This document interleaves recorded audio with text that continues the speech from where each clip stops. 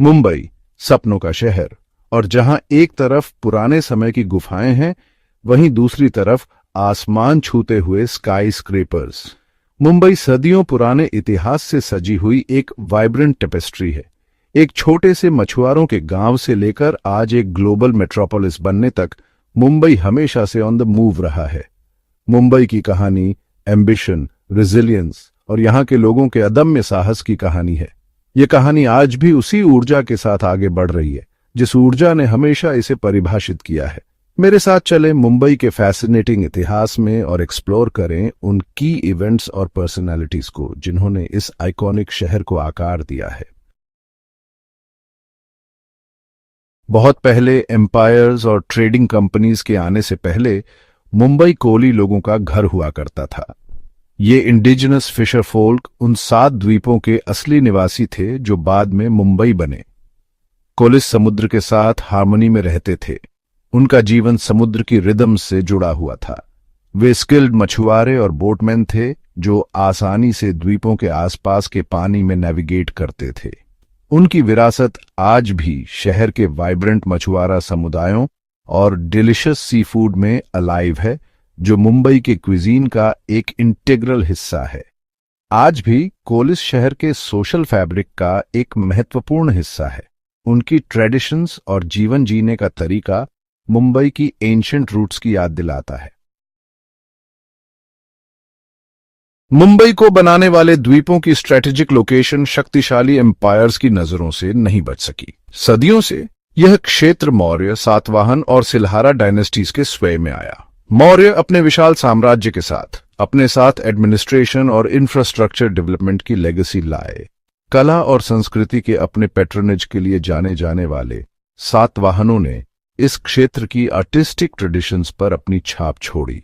सिलहारा वंश, जिसने इस क्षेत्र पर कई शताब्दियों तक शासन किया, ने मुंबई को आकार देने में महत्वपूर्ण भूमिका निभाई। वे महान बिल्डर्स थे।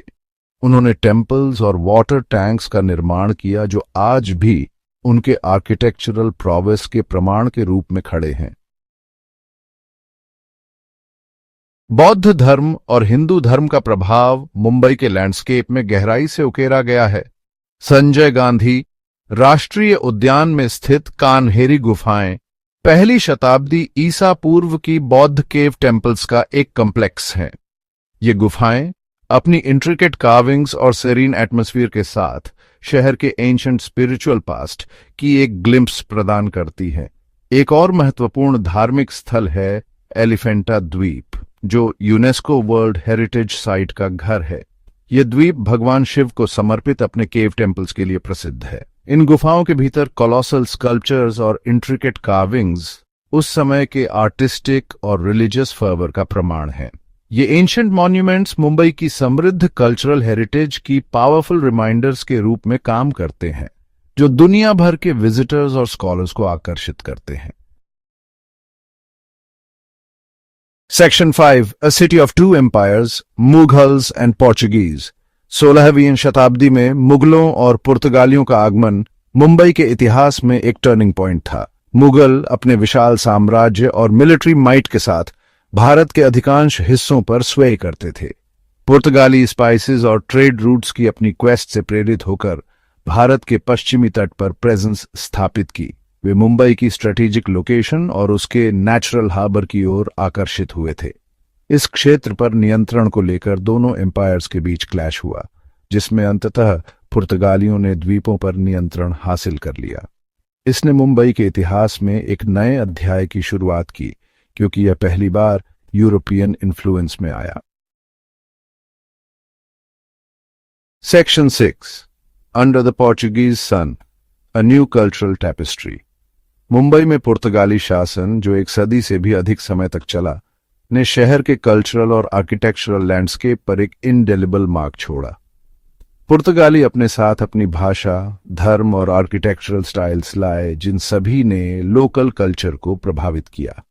उन्होंने चर्चेस, फोर्ट्स और घर बनाए, जिनमें से कई आज भी एग्जिस्ट करते हैं, ऑल्बियट एक डिस्टिंक्टली मुंबई ट्विस्ट के साथ। पुर्तगाली शासन की लेगेसी शहर के क्विजीन में भी दिखाई देती है, जिसमें विंडलू और सैकुटी जैसे डिशेस इंडियन और पोर्चुगीज culinary ट्रेडिशंस के फ्यूजन का टेस्टमेंट है। कल्चर्स के इस इंटरमिंगलिंग ने एक यूनिक ब्लेंड का निर्माण किया जो आज भी मुंबई की आइडेंटिटी को आकार देता है। Section 7 the company arrives Bombay and the East India Company. 17वीं शताब्दी में ब्रिटिश ईस्ट इंडिया कंपनी का आगमन मुंबई के इतिहास में एक और महत्वपूर्ण मोमेंट साबित हुआ। कंपनी, जो भारत में एक मजबूत फुटहोल्ड स्थापित करना चाहती थी, ने द्वीपों के स्ट्रेटेजिक इंपॉर्टेंस को पहचान लिया। 1661 में कैथरीन ऑफ ब्रागांजा के डावरी के हिस्से के रूप में द्वीपों को इंग्लैंड के किंग चार्ल्स II को दे दिया गया था। किंग ने आइलैंड्स को ईस्ट इंडिया कंपनी को लीज पर दे दिया। कंपनी ने शहर की पोटेंशियल को भुनाने में देर नहीं की और इसे एक प्रमुख ट्रेडिंग पोस्ट में बदल दिया। उन्होंने हार्बर को डेवलप किया, वेयरहाउसेस बनाए और दुनिया के अन्य हिस्सों के साथ व्यापार को इनकरेज किया। Section 8 the rise of Bombay, a global trading hub. East India company के तहत बॉम्बे, जैसा कि तब जाना जाता था, एक ग्लोबल ट्रेडिंग हब के रूप में फ्लरिश्ड हुआ। शहर का डीप नेचुरल हार्बर इसे यूरोप और एशिया के बीच सेलिंग करने वाले जहाजों के लिए एक आइडियल पोर्ट बनाता था। व्यापार फ्लरिश्ड हुआ, जिसमें कपास, अफीम और टेक्सटाइल्स प्रमुख कमोडिटीज थे जिनका ट्रेड होता था। शहर की वेल्थ बढ़ी, जिससे पूरे भारत और उसके बाहर के मर्चेंट्स, ट्रेडर्स और लेबरर्स आकर्षित हुए। डाइवर्स बैकग्राउंड्स के लोगों के इस इन्फ्लक्स ने बॉम्बे के कॉस्मोपॉलिटन कैरेक्टर में कंट्रीब्यूट किया, जिससे शहर की मेल्टिंग पॉट ऑफ कल्चर्स के रूप में रेप्यूटेशन की फाउंडेशन पड़ी। Section 9 the city and the nation Bombay in India's struggle for freedom. जैसे जैसे बॉम्बे इकोनॉमिक इंपॉर्टेंस में बढ़ता गया, वैसे वैसे यह इंटेलेक्चुअल और पॉलिटिकल फर्मेंट के सेंटर के रूप में भी उभरा। शहर की डाइवर्स पॉपुलेशन और वेस्टर्न आइडियाज के एक्सपोजर ने नेशनलिज्म की भावना और सेल्फ रूल की डिजायर को फॉस्टर किया।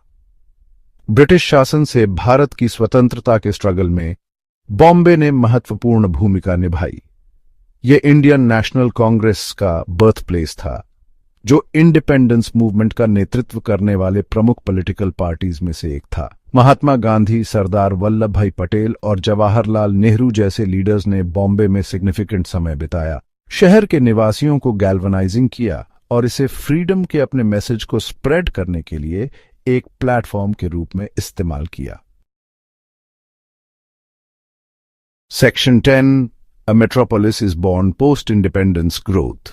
1947 में भारत को स्वतंत्रता मिलने के बाद बॉम्बे ने अपनी अपवर्ड ट्रेजेक्टरी को जारी रखा और एक बस्लिंग मेट्रोपोलिस में ट्रांसफॉर्म हो गया। यह शहर न्यूली फॉर्म्ड राज्य महाराष्ट्र की कैपिटल बना, जिससे इसके इंपॉर्टेंस और मजबूत हुई। इंडस्ट्रीज फली फूली, जिससे काम और बेहतर जीवन की तलाश में पूरे भारत से लोग आकर्षित हुए। शहर की पॉपुलेशन में एक्सप्लोजन हुआ, जिससे नए सबर्ब्स और सैटेलाइट टाउन्स का डेवलपमेंट हुआ। रैपिड अर्बनाइजेशन से उत्पन्न चुनौतियों के बावजूद बॉम्बे की रेजिलियंस की भावना और अडैप्ट करने की इसकी क्षमता शाइन थ्रू हुई। शहर का विकास जारी रहा और यह मॉडर्न मेट्रोपोलिस के रूप में विकसित हुआ, जिसे आज हम मुंबई के नाम से जानते हैं। Section 11 Mumbai today, a global city with a Bollywood heart.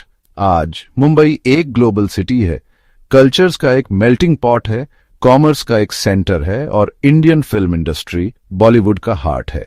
यह शहर एनर्जी से पल्सेट्स करता है। इसकी सड़कें साउंड्स, स्मेल्स और साइट्स की ककॉफनी है। नारिमन पॉइंट के सोरिंग स्काई स्क्रेपर्स से लेकर धारावी की स्प्रॉलिंग स्लम्स तक मुंबई मिरियड ऑफ रियलिटीज को इनकम्पस करता है। यह सपनों का शहर है, जहां लाखों लोग अपनी फॉर्च्यून की तलाश में आते हैं। यह कॉन्ट्रास्ट का शहर है, जहां एक्सट्रीम वेल्थ के साथ साथ एब्जेक्ट पॉवर्टी भी एग्जिस्ट करती है। फिर भी अपनी चुनौतियों के बावजूद मुंबई अपने यूनिक चार्म को बरकरार रखता है। यहाँ के लोगों की स्पिरिट, उनकी रेजिलियंस, उनकी वार्मथ और अपने शहर के लिए उनका लव शाइन थ्रू होता है। मुंबई एक ऐसा शहर जो कभी नहीं सोता, ड्रीम, एस्पायर और इंस्पायर करता रहता है।